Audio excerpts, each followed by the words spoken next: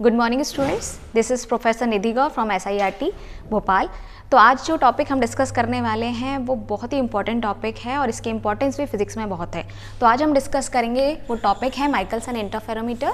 ये एक optical instrument है जो कि यूज़ होता है आपके अननोन सोर्स का वेवलेंथ कैलकुलेट करने के लिए। ये जो इंस्ट्रूमेंट है सबसे पहले 1890 में अल्बर्ट माइकलसन नाम के साइंटिस्ट ने इन्वेंट किया था, जिनको इसी इंस्ट्रूमेंट को बनाने के लिए 1907 में नोबेल प्राइज़ से नवाजा गया था।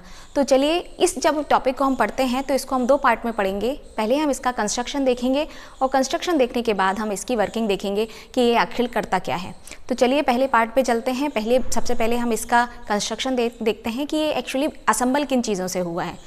तो आपको जैसे मैंने डायग्राम बनाया है, तो आपको डायग्राम में दिखाई दे रहा है कि एक सोर्स होता है। सोर्स कोई भी सोर्स हो सकता है, मोनोक्रोमेटिक। अगर आप सोडियम लेना चाहें तो वो भी सोर्स हो सकता है या कोई भी सोर्स हो सकता है।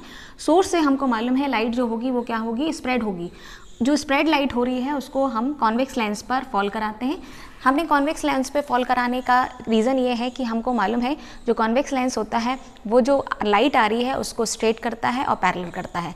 तो ये जब लाइट जो सोर्स से आ रही है, जब वो कॉन्वेक्स लेंस पर फॉल करती है तो वो उस लाइट को स्ट्रेट करता है और पैरेलल करता है।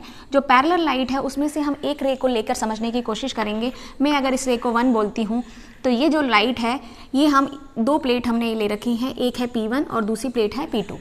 P1 और P2 प्लेट की खासियत ये है कि दोनों जो प्लेट हैं ये दोनों कांच की बनी हुई हैं और दोनों की थिकनेस यानी चौड़ाई जो है बराबर है।